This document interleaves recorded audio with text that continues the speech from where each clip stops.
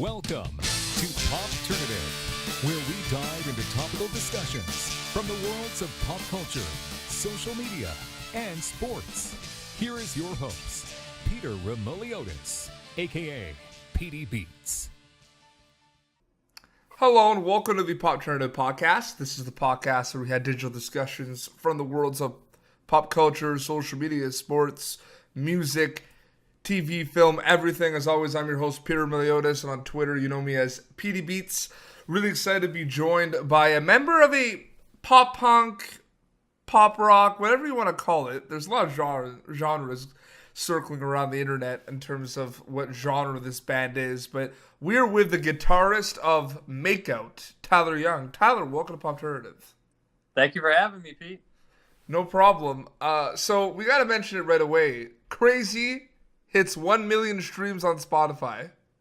Yep, just like a week ago or so, yeah. Congrats. That is just amazing. And it just shows that Spotify has become an unbelievable medium for bands like Makeout. Oh, absolutely. Yeah, I mean, a lot of it's really cool to be like included in some cool playlists and stuff, and we find that a lot of our fans have found out about us because of like streaming services like Spotify, and we'll just come up under like related artists, or they'll be listening to the playlist that we're in, and our song pops up, and then hopefully it gets caught in their heads, you know? No, for sure. So talk a little bit about the band. I understand the band started under a different name, and then got kind of there's some member changes, but talk a little bit about the band and talk a little bit about kind of what people can expect when they listen to Makeout, what people can expect when they go to a Makeout show. Sure.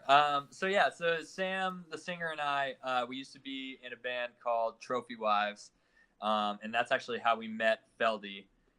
So we were like finalists in the Ernie Ball Battle of the Bands Warped Tour thing. Yep. And back in those days, they used to pick 4 bands as finalists for like the national competition and fly you out to LA. So they did all that for us. And John was one of the judges. So we didn't win the whole thing, but he did really like our band and stuff. And so we met John. We stayed in touch for about a year and a half, sending him demos back and forth. And then he was like, all right, let's do a record. And that's kind of when Trophy Wives came to an end, because it was like, there was like a split. Some of us wanted to go. So like, obviously Sam and I wanted to go record with John. Some of the other members wanted to keep doing what we were doing already. And that kind of led us to, splitting. And that's where we ended up starting this new thing. It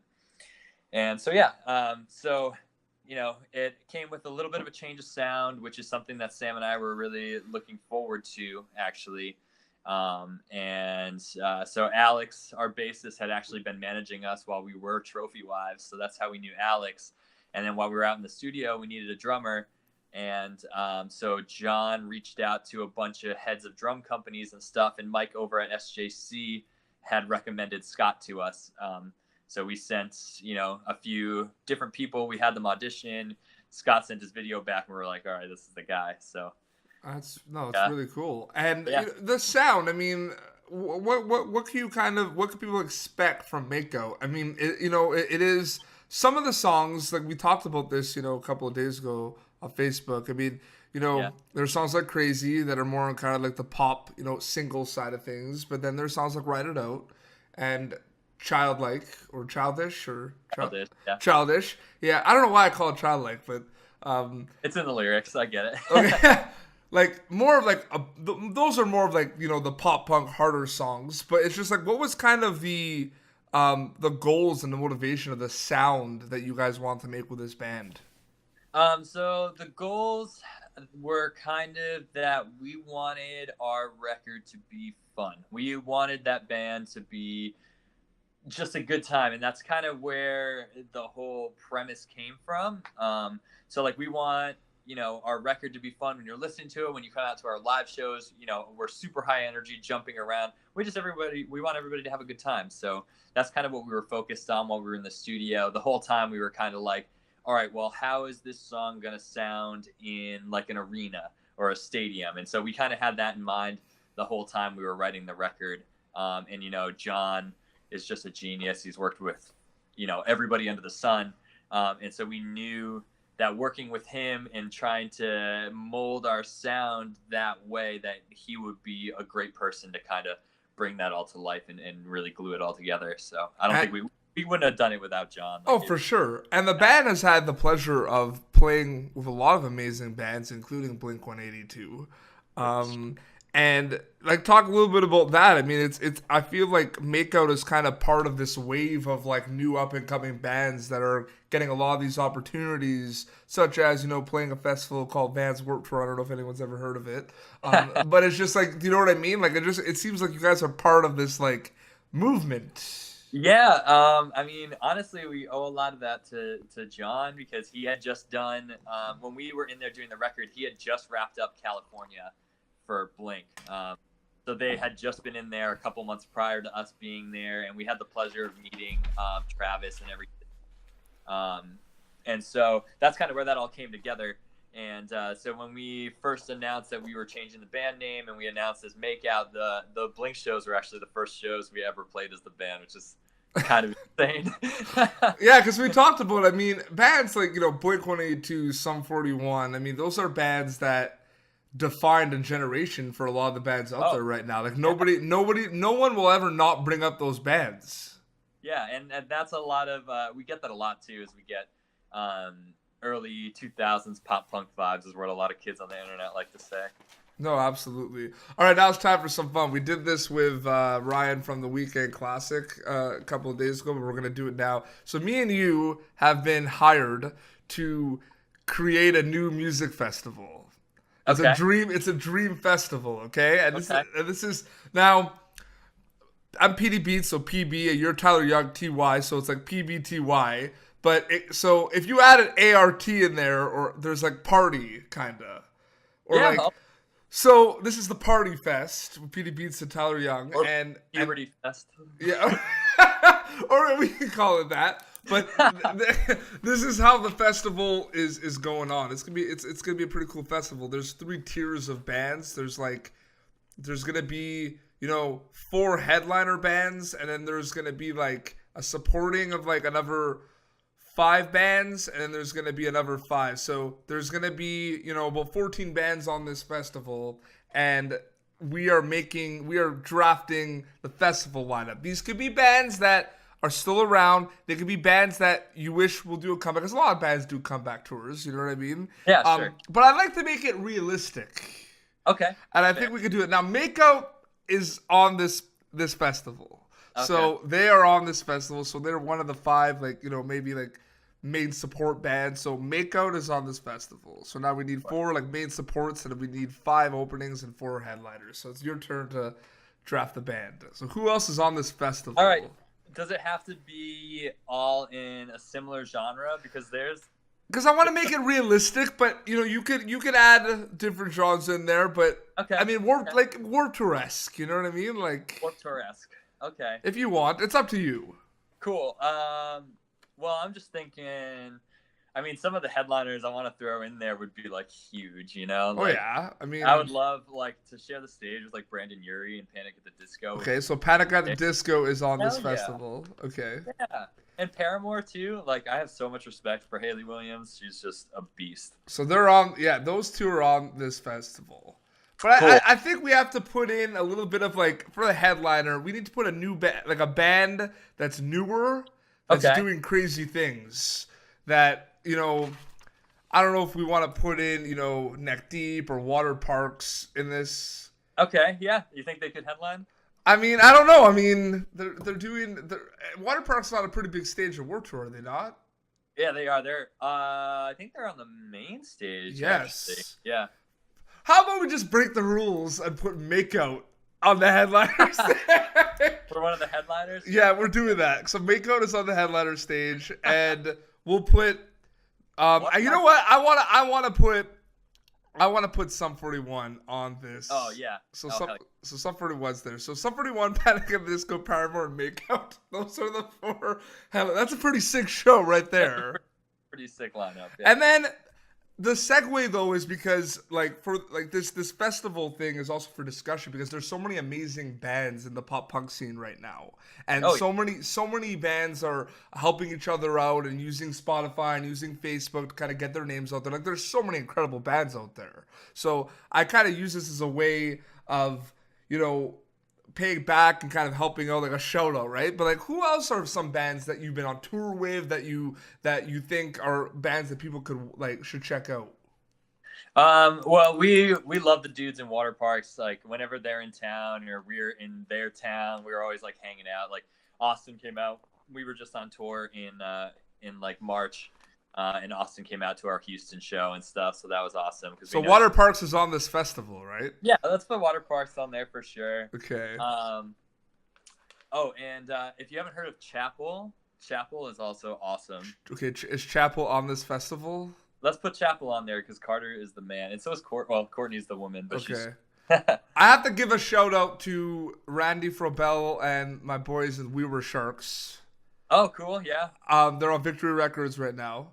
But this line for Victory, right? Yeah, and you should check it out because it's good stuff. And the thing about this band is we talked about when I had Randy on. I mean, like Broadside, these are bands that have been around for a while. Yeah. And like We Were Sharks have been a band for a long time, Tyler. Yeah, I've seen their name around a lot, and I mean, I have to give them props. I've been seeing their name a lot, specifically recently. Mm-hmm. They've been popping up all over the place, so that's good for them. So, because I used to book shows, like I used to before I got into the sports media stuff, I used to be a concert promoter, and I'm actually the first promoter in Canada to book state champs before they got super big. Well, props to you. Which is pretty cool because, and that's a band that is just huge right now. Oh yeah. We should throw them on the festival too. Okay, they're on the festival. Man, this is like I want to go to the show. This is like, this is pretty sick. There's just so many bands. I mean, Broadside, Paradise was a great album. But like getting back to a little bit, we'll finish the festival at the end. But like getting back to Makeout has a little bit of like kind of like the summer vibes. I feel like some of the songs. Yeah, for sure. We get that a lot, and I think that comes with like the fun stuff. Mm-hmm. Like. Everybody wants to be like their windows down, driving down the highway, cranking some fun music during the. Was that the concept? Like, was there a concept? Because you said you wanted to make the record fun, but was there like a specific concept in relation to this whole like fun concept, like something, like literally like a summer party, like you see in American Pie? No, not really. We approached each song like individually, so we kind of knew like topics we wanted to talk about in songs and stuff because we did a lot of the writing while we were in the studio. A couple of the songs were demos that we had already, but most of the songs were new stuff that we wrote while we were there.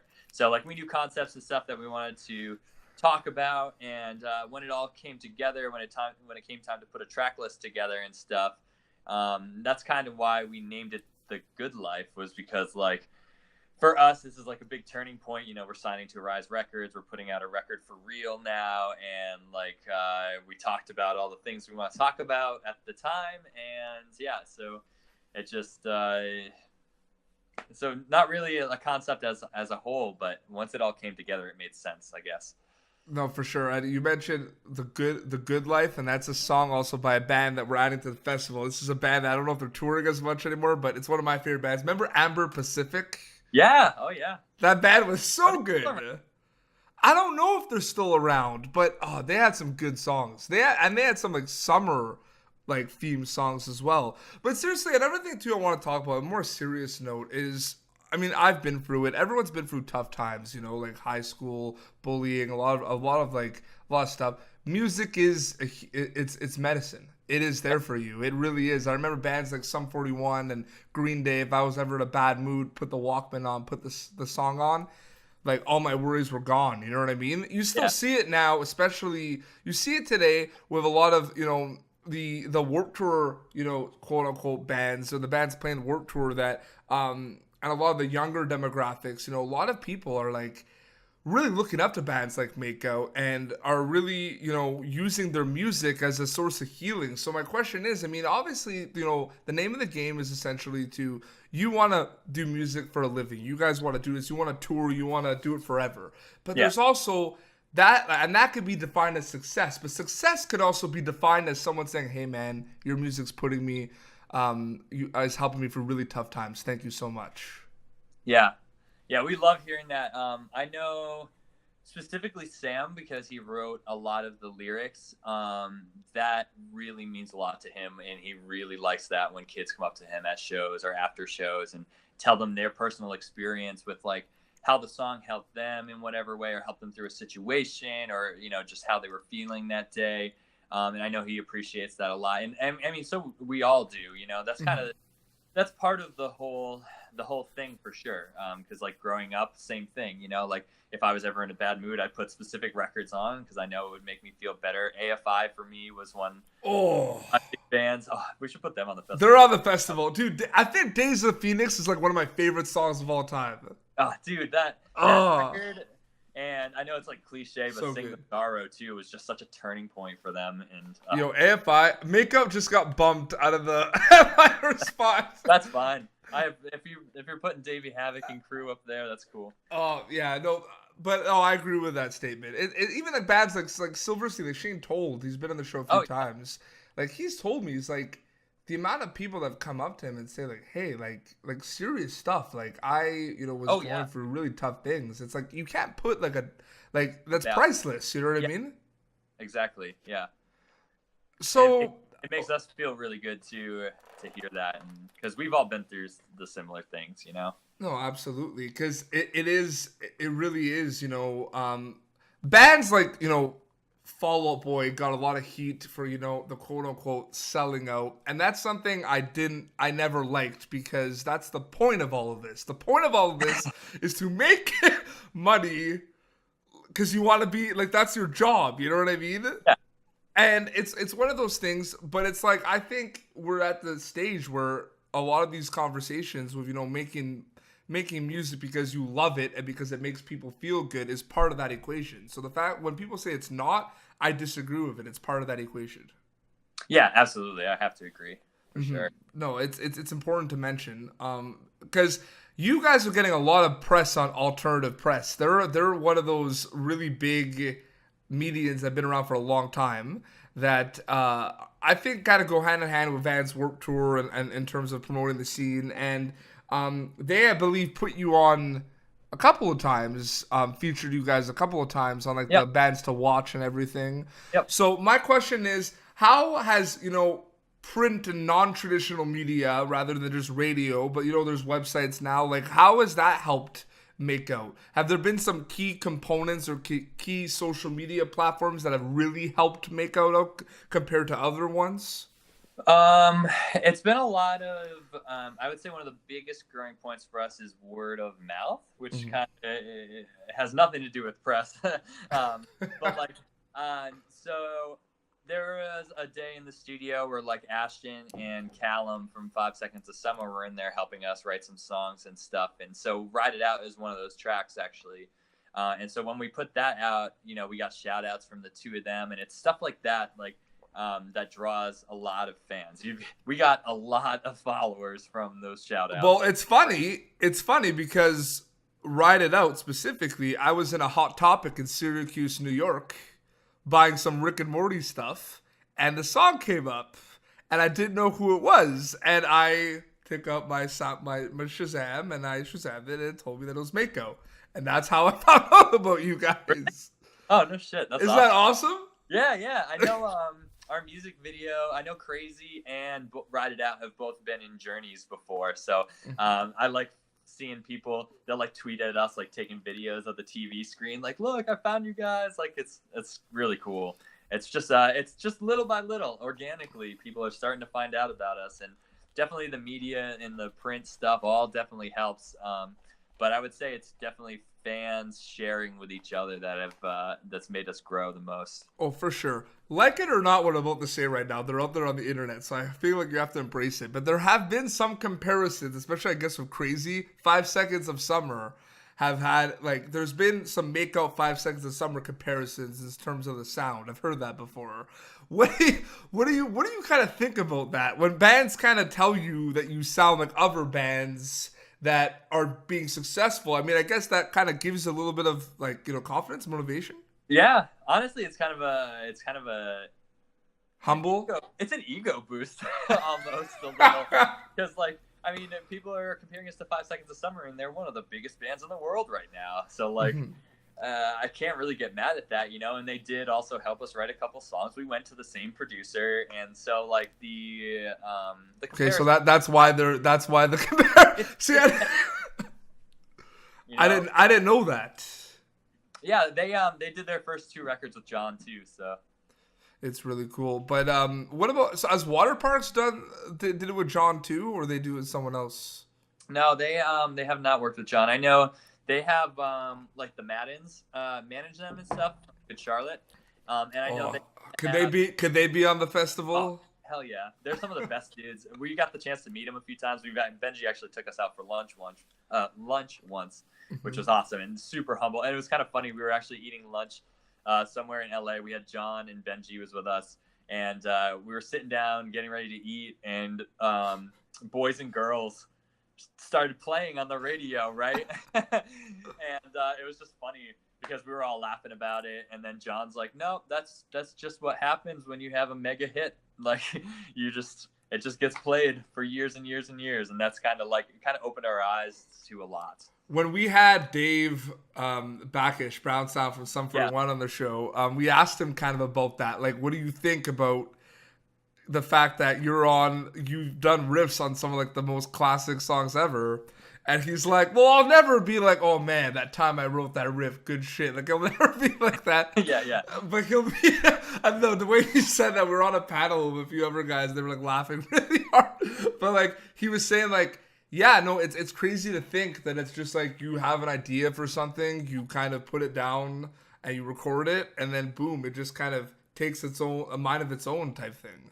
Yeah, it takes a life of its own for sure. But no, it's continue. Yeah, I mean, I like, we just mentioned Crazy hitting 1 million plays on Spotify, and like, I never thought I'd have anything that would hit like 100,000 plays. Never mind 1 million, and like, who knows where it's gonna go from here, especially after Warped Tour, which is just all crazy. Aha, crazy. And what really irritates me too sometimes is you ask bands like let's say I'll ask you like, how did it get to 1 million plays? And a lot of you will be like, oh, we were so lucky enough to have had it hit. And I hate that. I'll tell you why. It bothers me when bands say luck, because you guys work your butts off. And if you say, oh, you don't, like, that's a lie. Like, we know you guys work hard. And that is kind of the, for like first place ribbon at the end of the tunnel when you're coming at the finish line, the 1 million plays, because you're working. Luck didn't have anything to do with it. You're obviously doing something right. You know what I mean? Yeah. I would have to argue that there is a little bit of luck involved, because you never know what's going to connect with people. But the thing is, there's a reason why I went on all those playlists. Like, there's a reason. Like, it's True. like, you know what I mean? I don't know. Yeah, I see. I'm just saying, like, how many, like, I've had so many people on the show, or I've talked to people and be like, how did you get here? They're like, oh, well, luck had to do with it. I'm like, like, not sure how I feel about that answer, because I know, like, from me, with the podcast and getting certain guests on, like, people are gonna, like, I have been lucky at times, but we all put our passion and hard work into this stuff, and we get rewarded. You know what I mean? That's what happens. Yeah, I guess genuine feelings and things get rewarded, and especially in this industry, because people will call you out and know if you're fake from the beginning. Like a song won't feel genuine if it wasn't written with heart. So and people know that, and they can tell. For sure. Yeah, probably and that has a lot to do with it too. Is just pouring your heart and soul into something, and then it just connects with people. And that's kind of the name of the game. You guys are on Rise Records right now, which is a record label, which is, I find very interesting, because record labels like Rise Records, Hopeless Records, Pure Noise Records, for us, for the people in the scene, they're like la creme of the big labels, but they're technically, if you Google them on Wikipedia, independent labels or indie labels. Yeah. Right? So I find that funny. Because the industry has changed, do you find that record labels have they're still putting out music, they're distributing, but they're also kind of helping out with, the management, the PR things? Like, do you think that they're used a lot more for publicity and promoting their bands as well? I'm seeing that a lot. I'm seeing, you know, not that it was never there before. Like Rise Records will obviously want to pump their bands, right? But I'm seeing there's more of a PR role with record labels than ever before. Do you kind of see what I'm saying a little bit? Yeah, there's that, and I think you know, having that label there kind of gives a sort of credibility to your band that, you know, people wouldn't necessarily give you, but like, because, you know, like, oh, you know, this is Makeout and they're signed to Rise Records, maybe I'll give them a listen, you know, because it's kind of like, oh, they must be doing something cool if they're getting to this point. And I think too, I talked about this before, but like when I wrote for Sports Illustrated, so I got, you know, the blue check mark on Twitter. Oh, and cool. You have the blue check mark too. The band has the blue check mark. Yep. You know what? It does make a difference. I'm sorry. Like you're laughing. People are like, man, you know, they have it and we don't. But like, it does make a difference. Yeah. It makes it way easier to communicate with other professionals, I suppose. Yeah. For sure. And it's like, I don't know if we're at a point where we can actually like define what exactly it means completely, because a lot of people have different, like, oh, you got the blue check mark, right? But there's like bands that get it, there's journalists that get it, right? Right. Yeah. And I think it has to do too with making sure that they, like, if there's any Tyler Young impersonators out there that know, like, I'm the real Tyler Young from Mako, not you. You know what I mean? That's kind of what it was made. But I think, do you think we're still in a society where, that's interesting with the Rise Records, kind of like the promotion, the kind of, like, people are still intrigued with credibility. Yeah.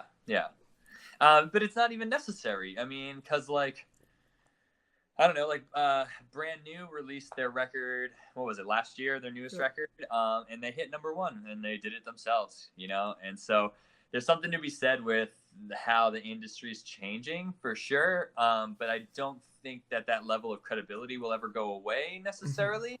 Because I think that's just something everyone's learned to like connect with as part of like the mentality around the music industry and stuff. How long have you been a touring musician for? With, like, in general, like, not just with Makeout. About 3.5 years, I would say. Okay, so my question to you is: has it always been? Because that's 3.5 years ago. That's a pretty, like, long time ago, so to speak. I mean, time flies. But do you still think that the name of the game is merchandise, and that's kind of the main thing that that bands push these days? Yeah, for sure. I mean, nobody buys records anymore. The streams and like Spotify is great and all, but they don't pay out for shit, you know. So it's like, we got to pay back the record label somehow. No, it's true, and I think you, like, I asked you, like, you know, about like Hot Topic and all that before, and those stores are still around. And I think what's happening too is they're selling a lot of like pop culture stuff now, but there's still music involved with it, and I think that kind of helps bands as well, because you're like, quote unquote, lever. Like, you go to a Hot Topic, you still have that wall of bands. They're still playing the songs, like, Write It Out in the store. You know what I mean? Yeah, apparently. I didn't Journey. Even know that, to be honest. They did, for sure. And maybe I was like, oh man, this new 5 Seconds of Summer song sounds really good. What are you gonna do? Sorry, small joke. No. Yeah. I knew it was Mako once my phone told me.